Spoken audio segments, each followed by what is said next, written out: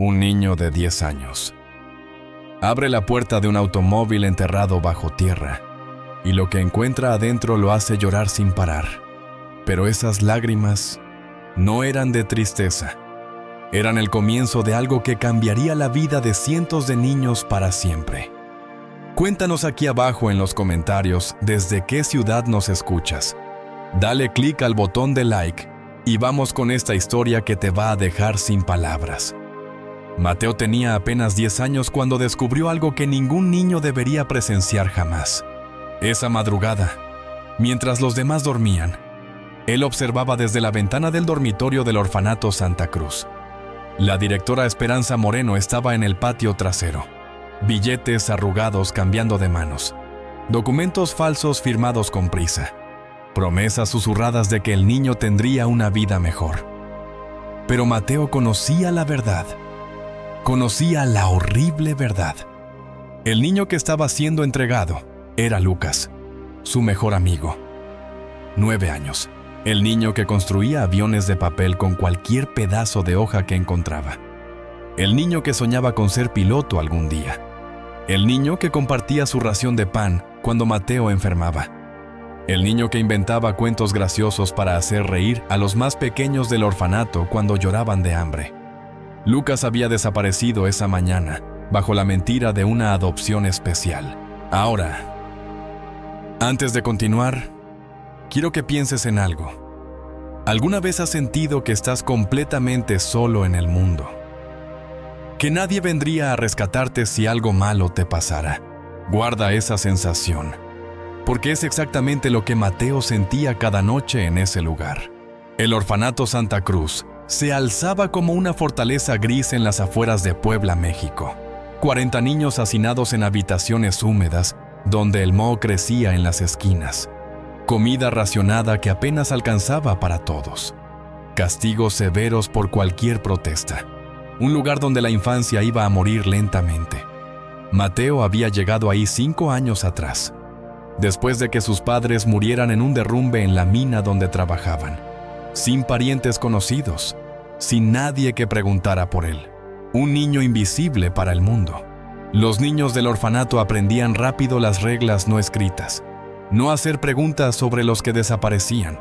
No protestar por las condiciones. Mantenerse invisibles cuando llegaban visitantes extraños. Aquellos que causaban problemas terminaban en el sótano durante días sin luz. Los que persistían simplemente se desvanecían una noche, y nuevos rostros ocupaban sus camas antes del amanecer, como si nunca hubieran existido. Mateo había sobrevivido volviéndose útil. Era ágil para trepar y reparar techos, fuerte para cargar sacos pesados, silencioso para moverse sin ser detectado. La directora Moreno lo usaba para tareas que requerían discreción. A cambio, Mateo recibía protección contra los castigos más brutales, pero esa protección tenía fecha de expiración. Todo cambió cuando Mateo cometió el error de preguntar directamente qué había pasado con Lucas. Esa tarde, escondido detrás de una puerta, escuchó la voz de la directora hablando por teléfono. El niño Mateo está haciendo demasiadas preguntas. Sí, el de 10 años. Cabello oscuro. Ojos verdes. No tiene familia que pregunte por él. Perfecto para el próximo envío. El corazón de Mateo se detuvo. Él era el siguiente. Esa noche, mientras fingía dormir, su mente trabajaba desesperadamente. Había observado durante semanas las rutinas de los guardias. Había notado que la ventana del baño del segundo piso tenía barrotes sueltos. Había memorizado los horarios de las patrullas nocturnas. Todo ese conocimiento ahora era su única esperanza de sobrevivir. Cuando las primeras luces del amanecer aparecieron, Mateo puso su plan en acción. Fast. Durante el baño matutino, mientras los otros niños se duchaban, trabajó los barrotes flojos con una cuchara robada del comedor. Uno a uno, los barrotes cedieron hasta crear una abertura suficiente para su cuerpo delgado. Se deslizó por la ventana. Bajó por la tubería de desagüe, sintiendo el metal frío contra sus manos desnudas. El patio trasero estaba silencioso. Trepó el muro usando piedras sobresalientes. Saltó al otro lado, aterrizando en arbustos que amortiguaron su caída. Y corrió. Corrió por calles empedradas mientras el pueblo despertaba. Su ropa del orfanato lo delataba. Pantalón café desteñido, camisa blanca amarillenta, zapatos con agujeros. Parecía exactamente lo que era: un huérfano fugitivo. Mateo siguió las vías del tren que llevaban hacia las montañas. Había escuchado a trabajadores del orfanato hablar de pueblos abandonados en las sierras, lugares donde las minas se habían agotado y las familias se habían marchado, dejando atrás casas vacías y recuerdos olvidados. El sol estaba alto cuando llegó a un puente de tren sobre una barranca profunda. Abajo podía ver el esqueleto oxidado de un pueblo minero. Casas de adobe con techos hundidos. Una iglesia sin campanario. Estructuras de madera carcomidas por el tiempo. Bajó por un sendero serpenteante hasta llegar al pueblo fantasma. Las calles estaban llenas de maleza. Puertas colgaban de bisagras rotas. Ventanas sin cristales miraban como ojos vacíos hacia un cielo que había visto demasiadas despedidas. Exploró casa tras casa, buscando un lugar donde refugiarse. Pero todas tenían techos parcialmente derrumbados o pisos podridos que cedían bajo su peso. Cuando el atardecer comenzó a pintar las montañas de colores dorados, Mateo aún no había encontrado refugio seguro. El frío de la noche se acercaba. El hambre mordía su estómago. ¿Y el miedo? El miedo no lo dejaba en paz. Fue entonces cuando notó algo extraño. Al final del pueblo, entre los árboles que habían crecido salvajemente, casi completamente oculto por maleza y tierra acumulada por años de lluvia, había algo que no pertenecía a las ruinas coloniales: la forma rectangular de un automóvil, enterrado. Mateo se acercó cautelosamente. Solo la parte superior del vehículo era visible, como si la tierra se hubiera tragado gradualmente todo excepto el techo y las ventanas traseras. Era un automóvil elegante, de un modelo que no reconocía, pintado de un azul que aún brillaba bajo la suciedad acumulada. Comenzó a excavar con las manos alrededor de la puerta del conductor, removiendo tierra compactada y raíces pequeñas. El trabajo era agotador, pero algo lo impulsaba a continuar. Tal vez era la desesperación de necesitar refugio antes del anochecer, o tal vez una intuición inexplicable de que este automóvil guardaba secretos importantes. Después de una hora de excavación, logró liberar suficientemente la manija de la puerta. La jaló con todas sus fuerzas, y la puerta se abrió con un gemido metálico, liberando aire que olía a cuero viejo y tiempo detenido. Mateo se asomó hacia el interior del automóvil, y lo que vio lo golpeó como una revelación que cambiaría su vida para siempre. El interior estaba perfectamente preservado. Asientos de cuero café brillaban como si hubieran sido pulidos recientemente. El tablero de madera barnizada reflejaba la luz del atardecer. Pero lo que realmente capturó su atención fueron los objetos que encontró. En el asiento trasero había una manta tejida a mano con colores vibrantes. Sobre ella, cuidadosamente dispuestos, había juguetes que claramente habían pertenecido a un niño.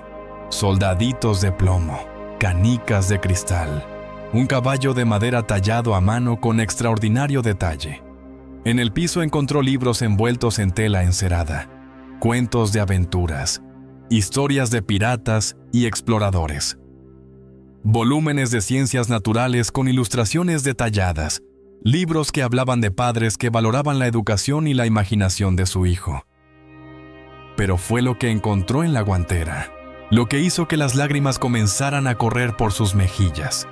Dentro había una fotografía familiar, un hombre elegante con bigote, una mujer hermosa con vestido de encaje, y entre ellos, un niño que no podía tener más de 10 años, exactamente la edad de Mateo. El niño de la fotografía sonreía con una alegría tan pura, tan completa, que Mateo recordó vagamente haber sentido algo similar años atrás, antes de que la vida le enseñara que la felicidad era un lujo que los huérfanos no podían permitirse. Debajo de la fotografía había una nota escrita en letra elegante para nuestro hijo querido Alejandro, en su 10º cumpleaños. Que este automóvil lo lleve a todas las aventuras que sueñe vivir, con todo nuestro amor. Papá y mamá. 15 de mayo de 1935. Mateo se sentó en el asiento del conductor, sosteniendo la fotografía con manos temblorosas, y comenzó a llorar sin poder parar. Lloró por los 5 años de soledad en el orfanato. Lloró por sus padres muertos en la oscuridad de una mina. Lloró por Lucas, vendido como mercancía a extraños. Lloró por todos los niños que dormían en catres mientras adultos calculaban su precio de venta. Pero también lloró por algo más profundo, por el descubrimiento de que existían familias como la de Alejandro. Familias donde niños eran amados tan intensamente que sus padres les regalaban automóviles para alimentar sus sueños de aventura. Familias donde los cumpleaños se celebraban con regalos que duraban toda una vida, donde el amor se preservaba en fotografías y notas cariñosas. Lloró porque finalmente entendía lo que había perdido. No solo cuando murieron sus padres, sino durante todos esos años en el orfanato, cuando había olvidado que los niños merecían ser queridos incondicionalmente. Se acurrucó en el asiento trasero, envuelto en la manta tejida a mano que olía débilmente a lavanda y cariño maternal. Por primera vez en 5 años, Mateo se durmió sintiendo algo parecido a la seguridad. No sabía que ese automóvil enterrado guardaría secretos que transformarían completamente su destino. No sabía que Alejandro había crecido hasta convertirse en uno de los hombres más generosos de México. No sabía que al entrar en ese automóvil había cruzado el umbral hacia una nueva vida que jamás había osado imaginar. El automóvil se había convertido en su refugio, pero pronto descubriría que también era la puerta hacia un futuro lleno de posibilidades, que cambiarían no solo su vida, sino las vidas de cientos de niños como él. Mateo despertó con los primeros rayos de sol filtrándose por las ventanas traseras del automóvil. Por un momento había olvidado dónde estaba, pero el olor a cuero viejo y los juguetes de Alejandro junto a él lo tranquilizaron inmediatamente. Había dormido mejor que en años. Salió del automóvil y exploró más detalladamente el pueblo fantasma. En la luz matutina podía ver que había sido próspero una vez. Casas grandes con patios amplios, una escuela con pizarrones aún colgando en las paredes, una farmacia con frascos de vidrio cubiertos de polvo en los estantes. Encontró un pozo que aún tenía agua fresca, aunque tuvo que filtrarla a través de su camisa para eliminar las hojas muertas. En los restos de un huerto descubrió árboles frutales que habían seguido creciendo salvajemente. Duraznos pequeños, pero dulces. Ciruelas maduras. Nueces que había que romper con piedras. Pero fueron los sonidos lejanos de motores lo que lo hicieron regresar rápidamente al automóvil. Desde su escondite entre la maleza, Mateo vio 3 vehículos subiendo por el camino de tierra que llevaba al pueblo. Reconoció inmediatamente las camionetas blancas del orfanato. La directora Moreno había organizado una búsqueda sistemática. Fast. Mateo se metió dentro del automóvil y cerró la puerta silenciosamente. Desde las ventanas traseras podía observar sin ser visto. Los hombres se dividieron para registrar las ruinas, gritando su nombre, amenazando con castigos si no salía voluntariamente. «Sabemos que estás aquí». «Mateo», gritó la voz de la directora. «Es mejor que salgas ahora. Tenemos compradores esperando, y no nos gusta hacer esperar a la clientela». Mateo se encogió en el asiento. La confirmación de que lo querían vender lo llenó de nueva determinación para permanecer escondido. Los hombres registraron durante 2 horas.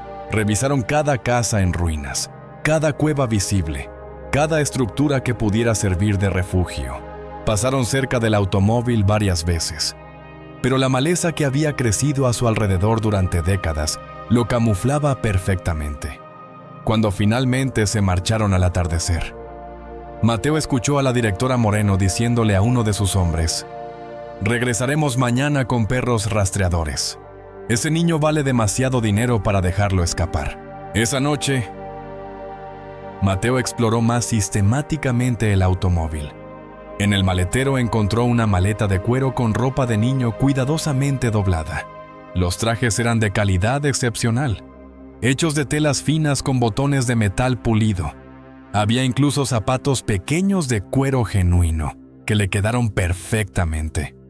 También encontró algo que lo intrigó profundamente: un mapa doblado del estado de Puebla con varias ubicaciones marcadas en tinta roja. Junto al mapa había un cuaderno de notas con letra cursiva elegante. Propiedades de la familia Mendoza Herrera. Casa principal: Puebla capital. Hacienda ganadera: Valle de San Martín. Casa de verano: Ciutlán. Mina de plata cerrada 1936. Pueblo de San Rafael Sierra. Pero fue la última entrada lo que aceleró el corazón de Mateo. Estaba fechada apenas un mes atrás. Alejandro ha establecido un fondo fiduciario para niños necesitados. El refugio debe permanecer disponible para quienes lo encuentren en momentos de desesperación. Mateo leyó las notas varias veces antes de entender completamente. El automóvil no había sido abandonado por accidente. Había sido dejado intencionalmente como refugio. Alejandro, el niño de la fotografía, había crecido y preparado este lugar para ayudar a otros niños en situaciones desesperadas. En el fondo del cuaderno encontró una carta sellada, dirigida para el niño que encuentre este refugio. Mateo abrió el sobre con manos temblorosas. Mi querido amigo desconocido, mi nombre es Alejandro Mendoza Herrera. El automóvil azul donde estás leyendo esto fue mi regalo de cumpleaños número 10. Durante años fue mi lugar favorito del mundo, donde leía aventuras, donde soñaba con explorar países lejanos, donde me sentía completamente feliz. Mis padres murieron cuando yo tenía 16 años. El accidente me dejó solo, pero también me dejó responsable de una fortuna considerable. He pasado mi vida adulta usando esa riqueza para ayudar a niños que no tienen las ventajas que yo tuve. Si has encontrado este automóvil, es porque necesitas ayuda desesperadamente. Dentro encontrarás provisiones para mantenerte seguro durante semanas. Pero más importante, encontrarás instrucciones para contactar a personas que pueden cambiar tu vida permanentemente. En el compartimiento secreto detrás del asiento del conductor, encontrarás documentos que te darán acceso a un fondo de dinero que establecí específicamente para niños huérfanos. También encontrarás direcciones de familias que han acordado abrir sus hogares a niños necesitados. Solo te pido una cosa: cuando ya no necesites esta ayuda, ayuda a otro niño que esté en tu situación, con cariño de alguien que entiende lo que es estar solo. Alejandro Mendoza Herrera. Marzo de 1947. Mateo buscó frenéticamente hasta encontrar el compartimiento secreto. Dentro había un sobre grueso con billetes, documentos legales y una lista de nombres y direcciones en diferentes ciudades. Por primera vez desde que había escapado del orfanato, Mateo sintió esperanza verdadera. No solo tenía un refugio temporal, tenía una oportunidad real, pero también entendía que reclamar esa ayuda significaría confiar en adultos desconocidos, arriesgarse a ser descubierto, exponerse a la posibilidad de ser traicionado otra vez. Decidió quedarse en el automóvil durante algunos días más, estudiando cuidadosamente los documentos, planificando su próximo movimiento. Durante la siguiente semana, Mateo estableció una rutina cuidadosa. Salía del automóvil solo al amanecer y al atardecer para buscar agua y comida. El resto del tiempo lo pasaba leyendo los libros que Alejandro había dejado, estudiando los mapas, memorizando los nombres y direcciones de las familias dispuestas a ayudar. Los libros abrían mundos que nunca había imaginado. Leyó sobre exploradores que descubrían continentes, científicos que hacían inventos maravillosos, héroes que salvaban a personas en peligro. Por primera vez en su vida, comenzó a soñar con su propio futuro, en lugar de simplemente tratar de sobrevivir el presente. Fue durante la segunda semana cuando hizo el descubrimiento que cambiaría todo nuevamente. Mientras limpiaba el interior del automóvil con cuidado reverencial, Mateo notó que uno de los paneles laterales del maletero se movía ligeramente cuando lo presionaba. Trabajó con cuidado hasta que el panel se deslizó, revelando un espacio secreto adicional. Dentro había una caja de metal sellada herméticamente. Cuando la abrió, encontró documentos que lo dejaron sin respiración, certificados de propiedad, testamentos legales, correspondencia con bancos y algo que hizo que sus manos temblaran: un testamento reciente, fechado apenas 2 meses atrás, que legaba toda la fortuna de Alejandro Mendoza Herrera a cualquier niño huérfano que encuentre el refugio del automóvil azul y demuestre necesidad genuina y carácter noble. Había también una carta más reciente. He vivido 22 años desde que mis padres murieron. He usado su fortuna para ayudar a cientos de niños, pero nunca he podido formar mi propia familia. Una enfermedad del corazón me está quitando el tiempo más rápido de lo que esperaba. Antes de morir, quiero asegurarme de que un niño tenga la oportunidad de experimentar el amor y la seguridad que yo tuve durante mis primeros 16 años. El niño que encuentre este testamento no solo recibirá dinero, recibirá 3 familias que han acordado adoptarlo como si fuera su propio hijo. La familia Vázquez en Guadalajara, los Herrera en Ciudad de México y los Mendoza en Monterrey. Puede elegir dónde quiere vivir y quién quiere que sean sus padres. Solo hay una condición: debe comprometerse a usar parte de esta herencia para ayudar a otros niños huérfanos cuando sea adulto. Mi abogado, licenciado Roberto Salinas en Puebla, tiene instrucciones específicas. Cuando un niño se presente con estos documentos, el proceso de adopción y transferencia de fondos comenzará inmediatamente. Espero que quien encuentre esto sea feliz por muchos años. Alejandro. Mateo leyó los documentos 3 veces antes de creer completamente lo que significaban. No solo había encontrado un refugio temporal, había encontrado una familia adoptiva, una herencia, un futuro completamente transformado. Pero reclamar esa herencia significaría salir del pueblo fantasma, viajar a Puebla, presentarse ante un abogado, arriesgarse a ser capturado por los hombres de la directora Moreno. Esa noche Mateo no pudo dormir. Caminó alrededor del automóvil bajo la luz de la luna, sopesando sus opciones. Podía quedarse escondido indefinidamente, viviendo de fruta salvaje y agua de pozo. O podía arriesgarse a reclamar el futuro que Alejandro había preparado para él. Al amanecer, había tomado su decisión. Se vistió con la mejor ropa que había encontrado en el automóvil. Guardó cuidadosamente todos los documentos importantes y escribió una nota de agradecimiento que dejó en el asiento del conductor.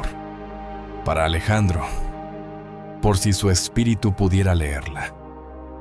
Luego comenzó el viaje de regreso hacia Puebla, cargando no solo una mochila con pertenencias, sino también la esperanza de que existían adultos en el mundo dispuestos a amar a un niño huérfano como si fuera su propio hijo. No sabía que reclamar su herencia atraería la atención de personas peligrosas. No sabía que la directora Moreno tenía conexiones criminales que la ayudarían a recuperar lo que consideraba su mercancía perdida. No sabía que su nueva vida requeriría una batalla final por su libertad. Pero por primera vez desde la muerte de sus padres, Mateo caminaba hacia el futuro, en lugar de huir del pasado. El viaje de regreso a Puebla le tomó a Mateo todo el día caminando por senderos de montaña. Se mantuvo alejado del camino principal donde podrían buscarlo las camionetas del orfanato. La ropa elegante de Alejandro le daba una apariencia respetable, que tranquilizó a los pocos viajeros que encontró. Llegó a la ciudad al atardecer. Las calles estaban llenas de trabajadores regresando a sus hogares, vendedores empacando sus puestos, familias cenando en patios iluminados. Mateo observó estas escenas de vida normal con una mezcla de nostalgia y esperanza. Encontró la dirección del licenciado Roberto Salinas en una calle elegante del centro histórico. El edificio era de cantera tallada con balcones de hierro forjado. El tipo de lugar donde trabajaban abogados importantes. Mateo esperó en un café cercano hasta la mañana siguiente, practicando mentalmente lo que iba a decir. A las 9 en punto, tocó la puerta del despacho del abogado. Una secretaria mayor con anteojos dorados abrió y lo examinó de pies a cabeza. «Buenos días», dijo Mateo con toda la formalidad que pudo reunir.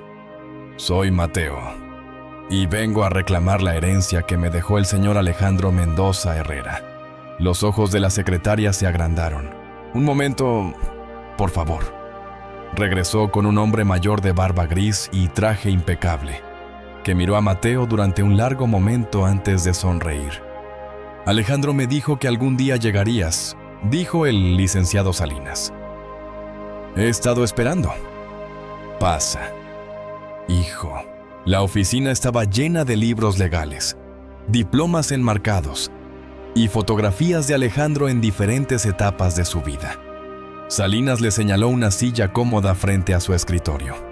«Antes de proceder con cualquier cosa, necesito escuchar tu historia».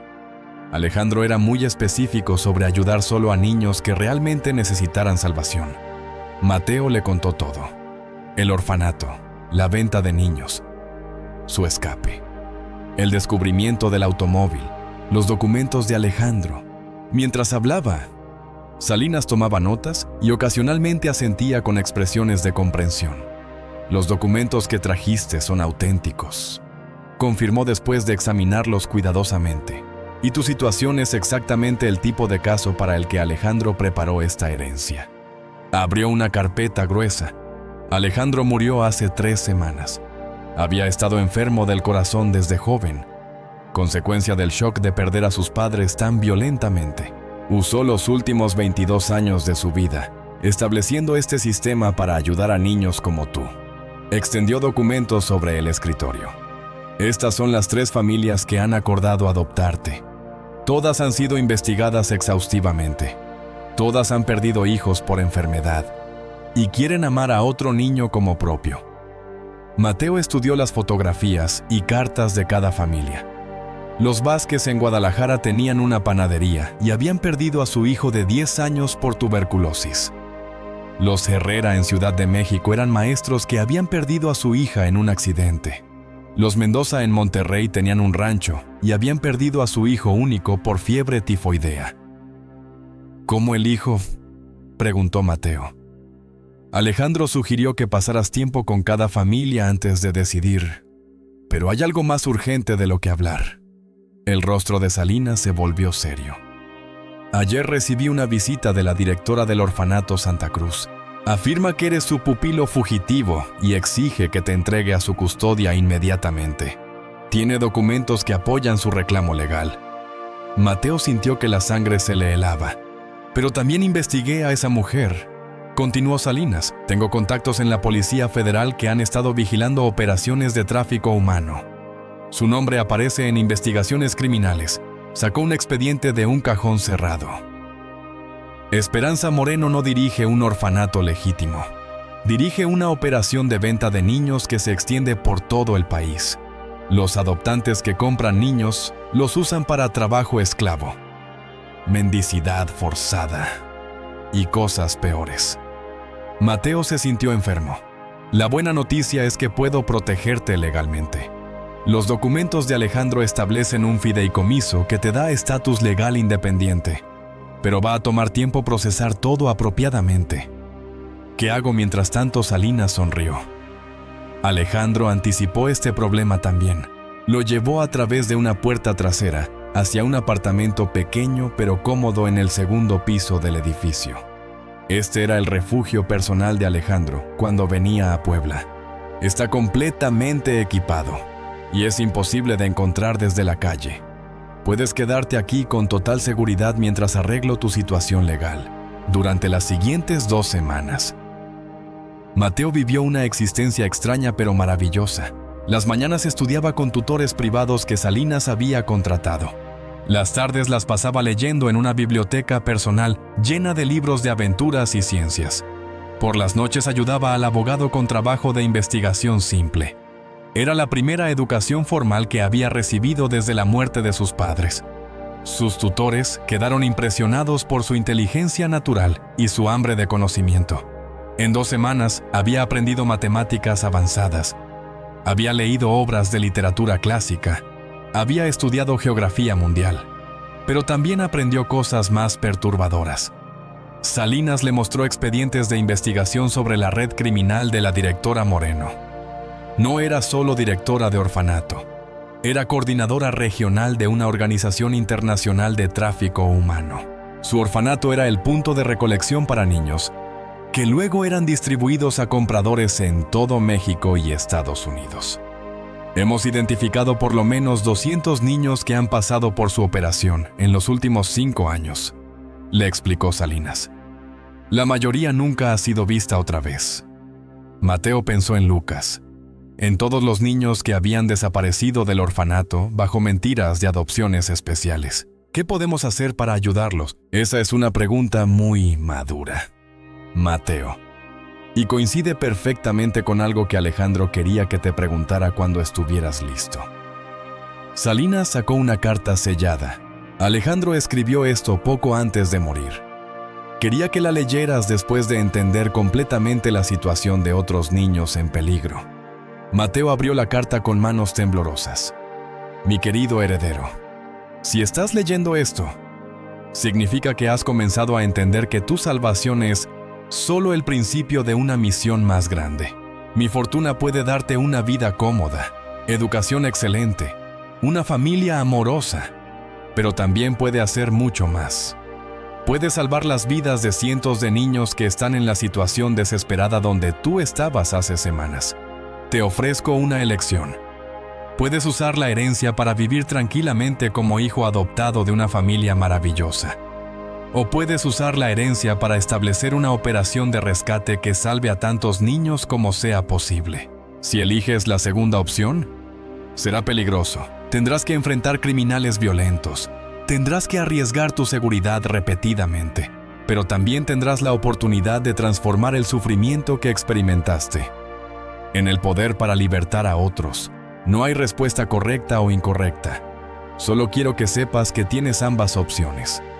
Si decides ayudar a otros niños, encontrarás instrucciones detalladas en la caja fuerte secreta del apartamento. La combinación es tu fecha de cumpleaños en números. Cualquiera que sea tu decisión, serás mi heredero querido para siempre. Alejandro. Mateo leyó la carta 3 veces antes de hablar. ¿Dónde está la caja fuerte? Salinas sonrió. Alejandro dijo que preguntarías eso inmediatamente. La caja fuerte estaba escondida detrás de una pintura en el dormitorio. Dentro, Mateo encontró planes detallados para lo que Alejandro llamaba Operación Libertad Infantil. Había mapas de todas las ubicaciones conocidas donde operaban redes de tráfico humano. Había listas de contactos en la Policía Federal dispuestos a ayudar con redadas coordinadas. Había nombres de familias en todo el país dispuestas a adoptar niños rescatados. Había incluso planos para construir refugios secretos donde niños fugitivos pudieran esconderse. Pero lo más impresionante era el fondo de dinero dedicado específicamente a operaciones de rescate, suficiente para financiar una guerra contra el crimen organizado dirigido hacia niños. ¿Estás seguro de que quiere que un niño de 10 años maneje algo así?, preguntó Salinas. No, respondió Mateo estudiando los documentos. Quiero que un niño de 10 años que conoce exactamente lo que se siente ser vendido como ganado sea quien lidere el rescate de otros niños. Esa noche, mientras Mateo se acostaba en una cama, rodeado por paredes de piedra de siglos de antigüedad, reflexionó sobre cómo su vida había cambiado completamente. 3 semanas atrás, era un niño huérfano aterrorizado, huyendo de un orfanato corrupto. Ahora era el heredero de una fortuna considerable, miembro de una familia adoptiva amorosa y líder de una operación para destruir una red de tráfico humano. Pero lo más importante, había encontrado algo que nunca había tenido, una razón para existir que era más grande que su propio sufrimiento. Se durmió sosteniendo la fotografía de Alejandro de cuando tenía 10 años, soñando con el día cuando ningún niño en México tendría que vivir con miedo de ser vendido como mercancía. No sabía que al día siguiente enfrentaría la prueba más peligrosa de su vida, No sabía que Moreno había descubierto los planes de la redada y había preparado una contraofensiva que podría costar vidas de adultos inocentes. No sabía que antes de que terminara la semana se convertiría en el niño más famoso de México. Pero sí sabía una cosa con certeza absoluta. Ya no era una víctima. Era un sobreviviente que se había convertido en salvador. Mateo despertó antes del amanecer con el sonido de campanas de la catedral resonando por encima del refugio secreto. Era el día de Operación Tormenta. En 12 horas, las vidas de cientos de niños cambiarían para siempre. Ana llegó con ropa nueva y noticias inquietantes. Ana era una joven de 20 años que había sido una de las primeras niñas que Alejandro rescató 5 años atrás. Ahora trabajaba como infiltradora, identificando operaciones criminales desde adentro. Moreno sospecha que algo grande se está preparando, dijo Ana. Ha duplicado la seguridad en todas sus ubicaciones y ha comenzado a mover niños a lugares desconocidos durante la noche. Le mostró fotografías tomadas por Vigilancia Federal. Anoche salieron 6 camiones del orfanato Santa Cruz. Estimamos que llevaban por lo menos 40 niños. No sabemos hacia dónde. Mateo estudió las imágenes. Los niños estaban siendo trasladados como ganado, apretados en vehículos sin ventanas, probablemente sin comida o agua. ¿Podemos rastrear los camiones? Estamos intentando, pero Moreno tiene rutas establecidas que evitan retenes policiales. Podría llevarlos a cualquier lugar en un radio de 500 kilómetros. El comandante Santos llegó con mapas actualizados. Santos era el director de la División Federal contra Tráfico Humano. La situación se complica más. Interceptamos comunicaciones que indican que Moreno ha contratado mercenarios armados para proteger sus operaciones principales. Ya no estamos enfrentando solo criminales locales. Estamos enfrentando soldados profesionales. Eso significa cancelar la operación no. Significa hacerla más grande. Santos extendió nuevos documentos. He contactado al ejército mexicano. Van a proporcionar apoyo militar para las redadas más peligrosas. Ana señaló ubicaciones específicas en el mapa. Pero hay un problema crítico. Los niños que identificamos en la Hacienda San José de Veracruz van a ser trasladados esta tarde hacia la frontera con Estados Unidos. Si no los interceptamos hoy, desaparecerán para siempre. Mateo sintió pánico. Lucas está en ese grupo. Sí, y 28 otros niños que fueron vendidos durante los últimos 2 meses. Eso significa dividir nuestras fuerzas. Intervino Salinas. Necesitamos equipos simultáneos en Puebla, Veracruz y Ciudad de México. ¿Cuál es el plan específico?, preguntó Mateo. Santos desplegó un cronograma detallado. FAST. Fase 1. 3 de la tarde. Tú te infiltras al orfanato Santa Cruz con Ana, disfrazados como trabajadores de servicios sociales, haciendo inspección rutinaria. Identificas ubicaciones exactas de niños y documentas evidencia. Fase 2. 5 de la tarde. Equipos militares rodean simultáneamente el orfanato, la hacienda en Veracruz y 2 fábricas clandestinas en Tlaxcala. Fase 3. 6 de la tarde. Redadas coordinadas. Arresto de Moreno y todos los asociados. Rescate de todos los niños identificados. Y si algo sale mal, Ana respondió, entonces improvisamos. Pero no podemos permitir que estos niños sean trasladados fuera del país. A las 2 de la tarde, Mateo y Ana se dirigían hacia el orfanato Santa Cruz en un automóvil oficial del DIF, Sistema Nacional para el Desarrollo Integral de la Familia. Ana llevaba identificación falsa como supervisora federal. Mateo iba disfrazado con lentes, sombrero y ropa que lo hacía parecer mayor. Recuerda, le dijo Ana mientras se acercaban. Tu objetivo es contar niños e identificar salidas. No intentes comunicarte con nadie que puedas reconocer. No queremos alertar a Moreno antes de tiempo. El orfanato se veía exactamente como lo recordaba Mateo. Paredes grises, ventanas con barrotes, patio de tierra donde niños jugaban con pelotas desinfladas. Pero ahora podía ver detalles que había pasado por alto. guardias armados en posiciones estratégicas, cámaras de vigilancia, vehículos preparados para evacuación rápida. La directora Moreno los recibió con sonrisa falsa y hostilidad apenas disimulada. Inspección sorpresa.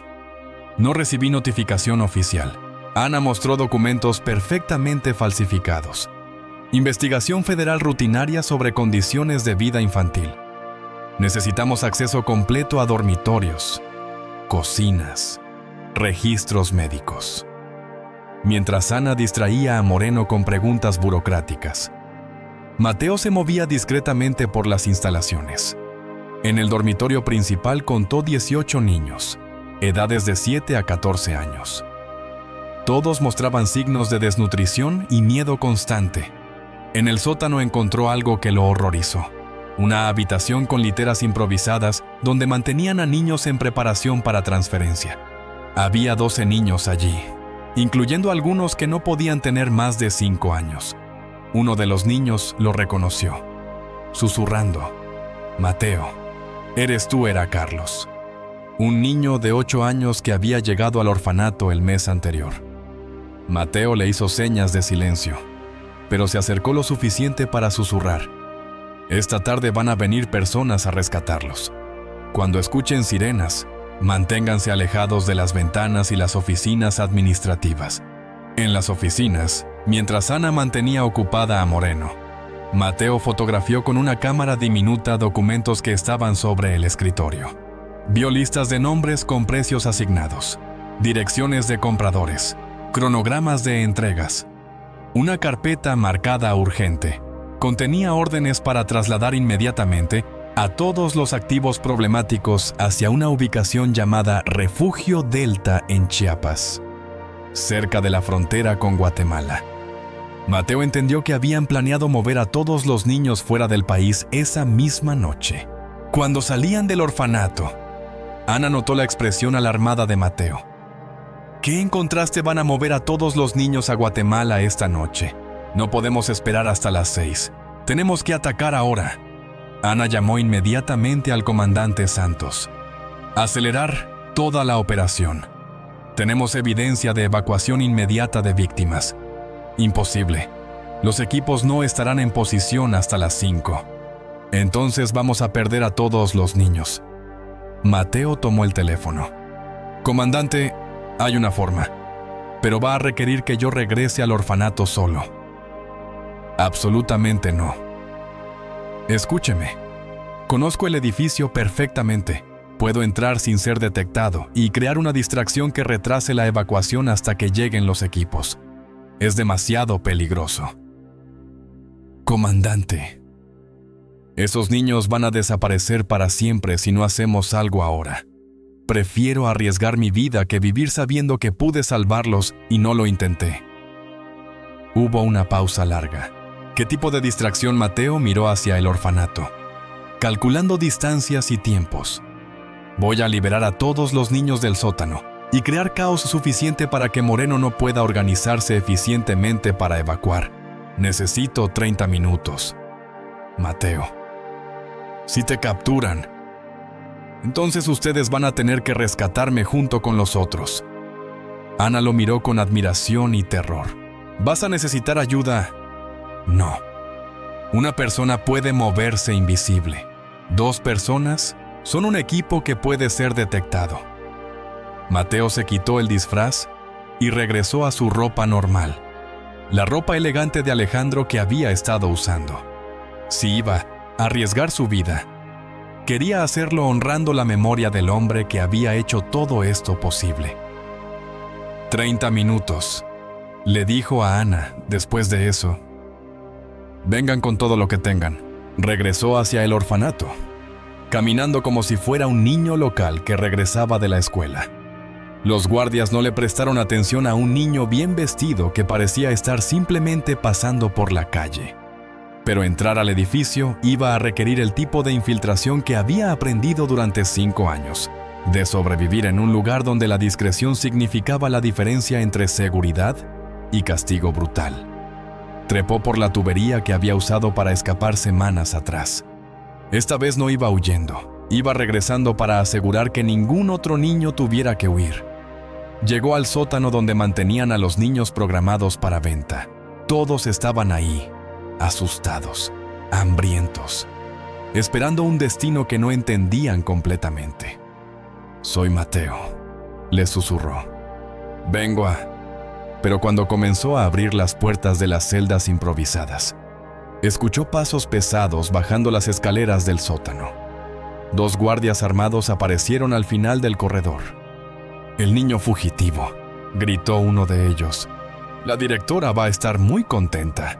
Mateo se quedó parado entre los guardias y los niños aterrorizados, sabiendo que los próximos minutos determinarían si su plan de rescate funcionaría, o si todos terminarían siendo transportados hacia esclavitud permanente en otro país. Pero también sabía que ya no tenía miedo. Tenía algo más poderoso que el miedo. Tenía propósito. «Déjenlos ir», dijo Mateo con voz firme. «Su problema es conmigo». Los guardias sonrieron con crueldad. «Nuestro problema va a ser eliminado muy pronto». Pero no sabían que en ese momento equipos federales se estaban moviendo hacia el orfanato desde todas las direcciones. No sabían que el niño parado frente a ellos ya no era la víctima aterrorizada que había escapado semanas atrás. Mateo había regresado como libertador. Los guardias avanzaron hacia Mateo con las armas preparadas, pero él había estado calculando cada movimiento desde que entró al sótano. Conocía la distribución del edificio mejor que ellos. Conocía cada escondite, cada ruta de escape. «Carlos», le gritó al niño de 8 años que lo había reconocido. «Cuenta hasta 10 y luego grita fuego, tan fuerte como puedas». Luego se arrojó hacia el interruptor principal de la luz, sumergiendo el sótano en oscuridad completa. Los gritos de Carlos alertaron a todo el edificio. «¡Fuego! ¡Fuego! ¡Hay fuego en el sótano, en la confusión!» Mateo gritó instrucciones específicas a los niños. «Síganme, manténganse juntos, no se separen». Guió a los 12 niños por un corredor que conocía perfectamente hacia las escaleras de servicio que llevaban al patio trasero. Los guardias los siguieron a ciegas, pero Mateo tenía ventaja de familiaridad absoluta con el terreno. Cuando llegaron al patio, el orfanato entero estaba en caos. Niños corrían en todas las direcciones. Empleados gritaban órdenes contradictorias. Guardias buscaban desesperadamente la fuente del supuesto incendio. Fue en ese momento cuando las sirenas comenzaron a sonar en la distancia. Ana había llegado con los equipos federales exactamente a tiempo. Vehículos oficiales rodearon el orfanato desde todos los ángulos. Agentes armados salieron gritando órdenes. «Policía federal, todo el mundo al suelo, manos donde podamos verlas». Pero la directora Moreno había preparado su propia contingencia. «Activar protocolo de emergencia», gritó hacia un radio portátil. «Eliminar evidencia. Evacuar activos valiosos». Mateo vio a varios empleados del orfanato comenzando a correr hacia vehículos preparados en la parte trasera del edificio, llevando niños a la fuerza.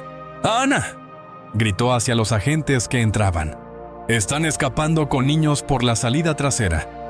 Ana coordinó inmediatamente equipos de interceptación, pero Moreno había planeado cuidadosamente esta evacuación de emergencia durante años. 3 camiones lograron salir del orfanato antes de que pudieran ser bloqueados, llevando aproximadamente 20 niños hacia destinos desconocidos. Pero el costo de la redada fue mayor de lo que cualquiera había anticipado. Durante el intercambio de disparos, el comandante Santos fue herido gravemente mientras protegía a un grupo de niños pequeños. Una bala le perforó el pulmón y fue transportado inmediatamente al hospital en condición crítica.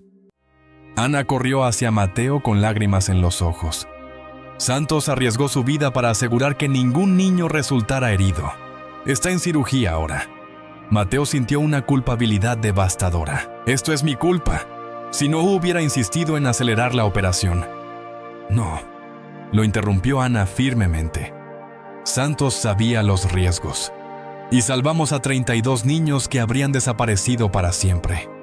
incluidos estos 12 que tú liberaste personalmente. Salinas llegó corriendo al lugar de la redada. Arrestamos a Moreno y 8 de sus asociados.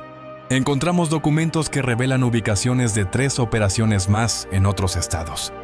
Pero también encontramos algo preocupante. Mostró un expediente confiscado de la oficina de Moreno.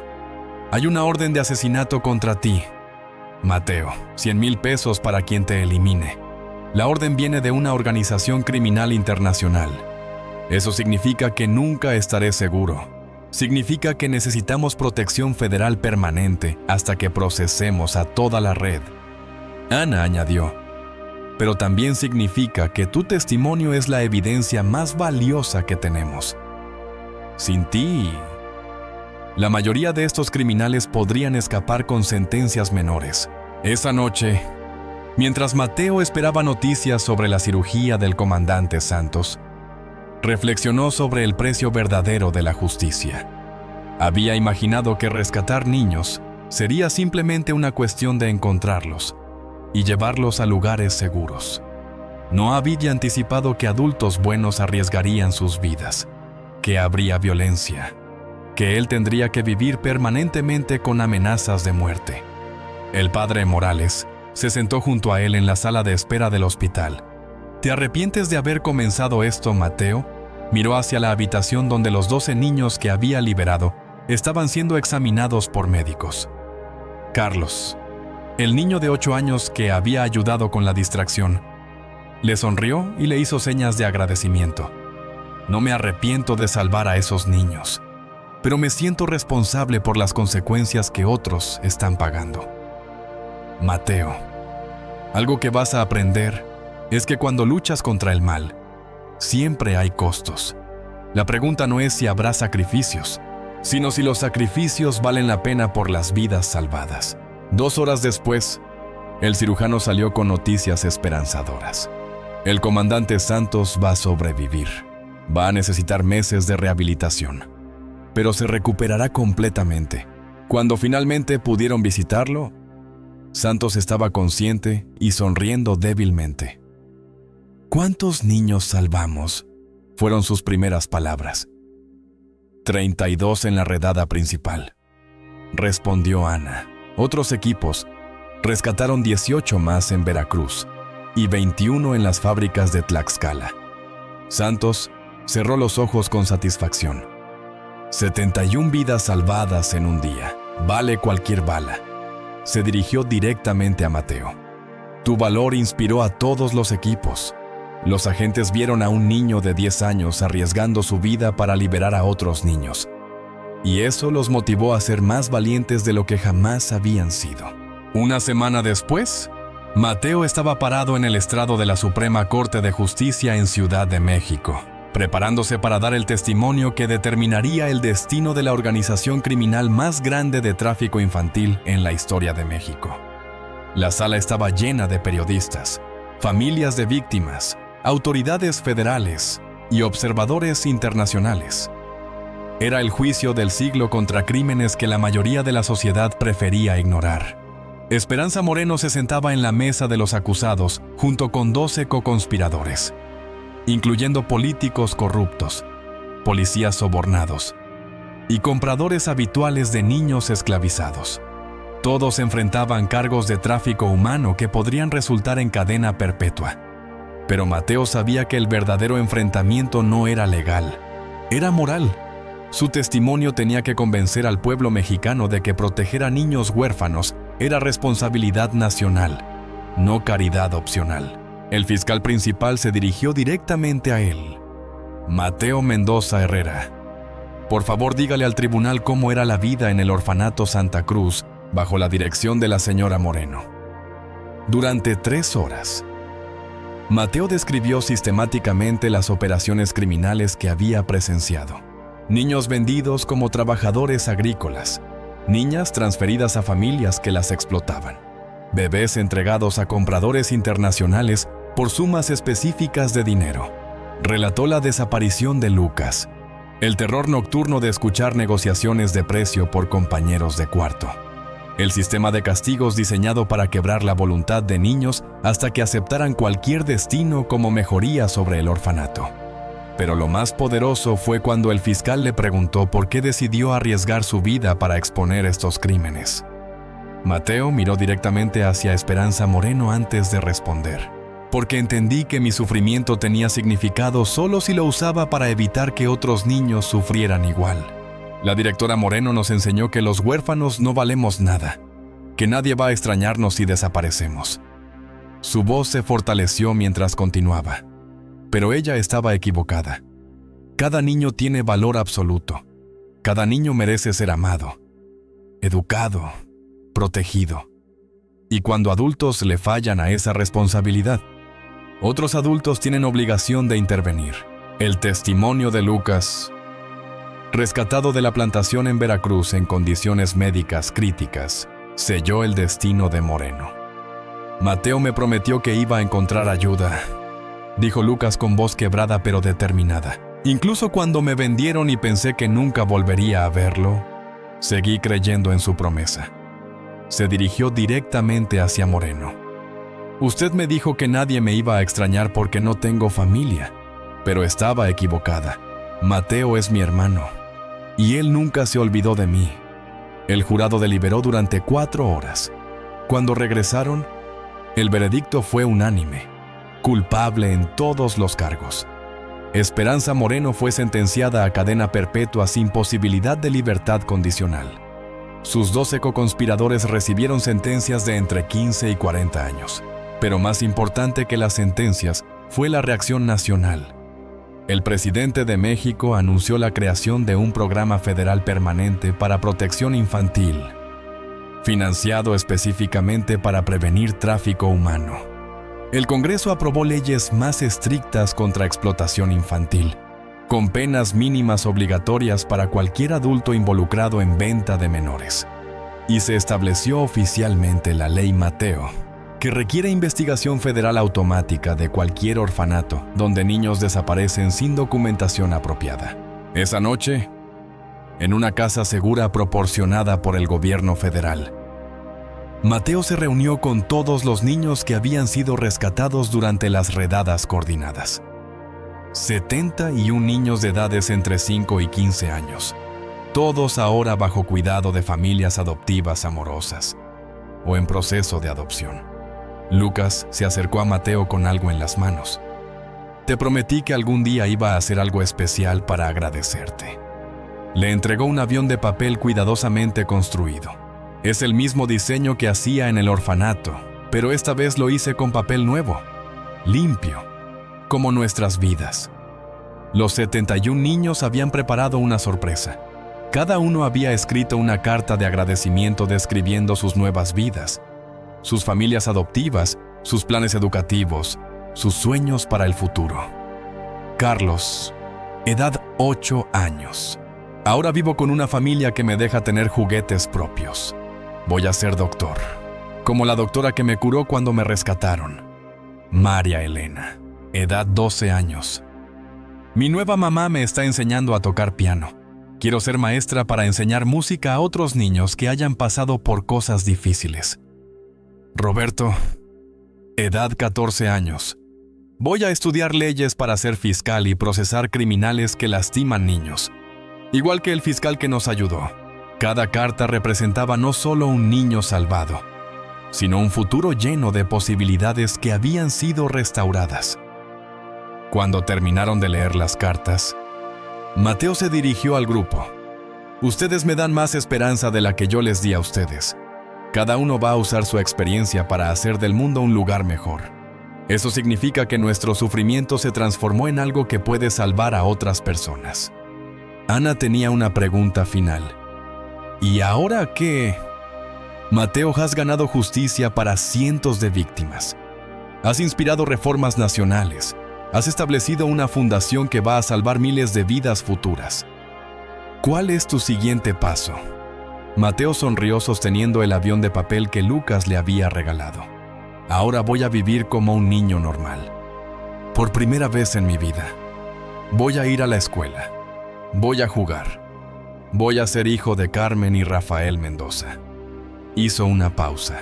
Pero también voy a asegurarme de que la Fundación Alejandro Mendoza Herrera continúe creciendo hasta que ningún niño en México tenga que vivir con miedo de ser vendido, explotado o abandonado. 3 años después, Mateo caminaba por los pasillos del Colegio de Ciencias y Humanidades de Monterrey. A los 13 años era el estudiante más joven de su clase de preparatoria.